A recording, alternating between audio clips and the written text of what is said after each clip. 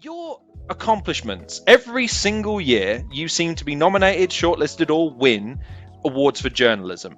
You have written a book that is exceedingly well received and praised for its detail and its nuance and its particularly unique perspective. You have garnered a reputation on The Athletic as one of the best writers by far. And again, having seen your appearances on podcasts, on the Sunday Supplement, on various other platforms, you've obviously got a ability to be able to present yourself without losing any of that ability to get to the nub of these issues and articulate these issues.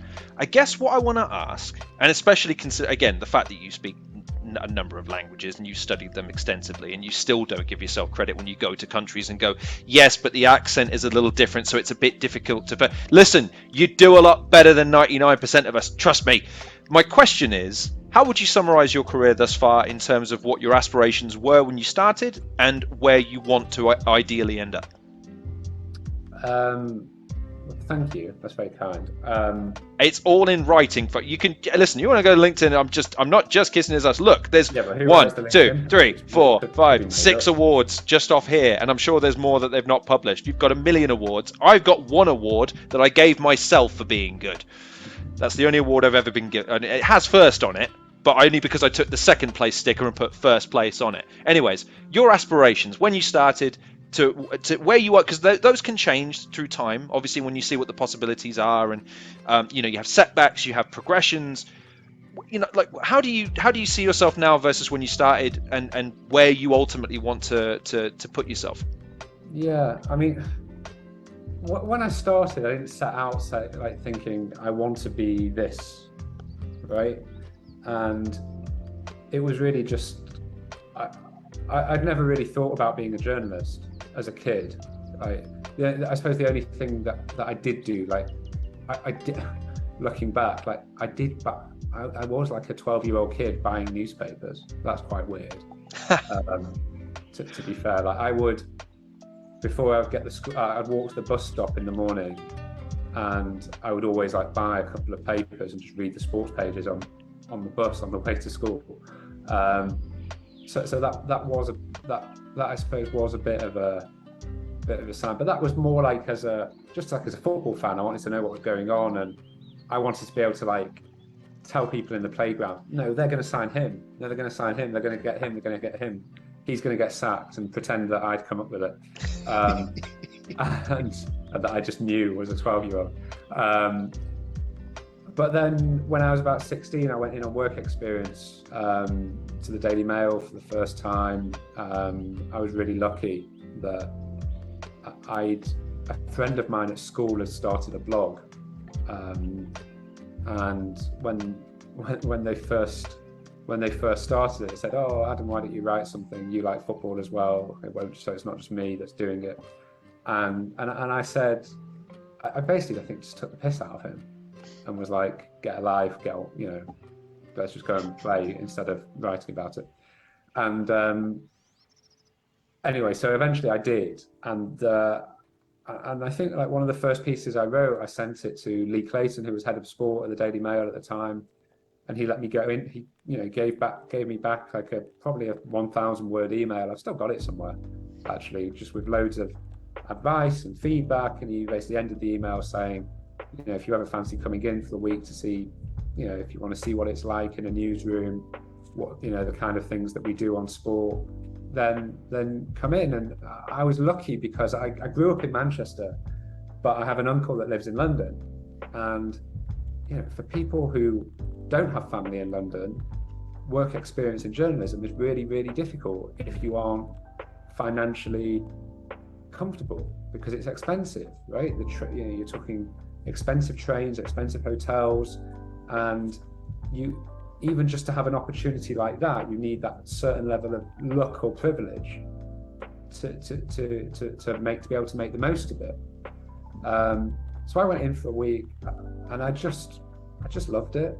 I loved being part of a newsroom, seeing how it worked, hearing sort of sports editors talk to each other, say, deciding what was going to be in the paper that day, hearing them on the phone to reporters who were feeding them back, telling them I've heard this, and then you see the buzz in the newsroom because they know that they've got something that's going to be great the next day, and they're coming up with ideas. And I was lucky, like there was people there, you know, the person who's my boss now, Alex Kajowski, you know, was actually the first person who met me on my first day of work experience and took me up to the office. Like, wow, that's a pretty crazy thing. And as a, you know, Lee, who was head of sport there, gave me a huge amount of opportunities. I kept going back, and yeah, like a lot of that initially is, you know, I think a few of those weeks, like probably maybe I covered a train fare or something like that, and yeah, I wasn't necessarily making money out of it, but I was like, you know, I was still at school, and then I was at university, so for me it was just like, it was a huge amount of fun, and I was in a position where I could afford to do it. So it was never a case of I'm 16 and I want to be Henry Winter, or I want to be Paul Hayward, or I want to be Martin Samuel, all amazing, like all, you know, amazing at their jobs. I kind of just wanted to keep being me as I went along, and what you realize is, one, like you can't like pretend to be someone else. I remember when I was about 17, 18, I went through a stage of like trying to write like Johnny Liu, right? I can't write like Johnny Liu, right? No one can write like Johnny Liu.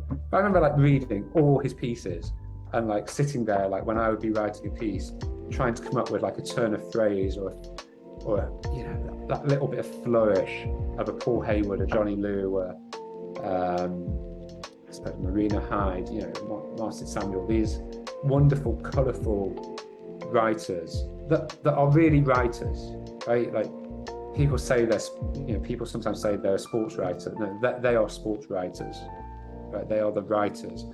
The rest of us might be reporters or journalists. You know, I think Martin, to be fair, he's all of them. He's a reporter, he's a writer, he's a journalist. But there's some people that are writers in the most beautiful sense of the word.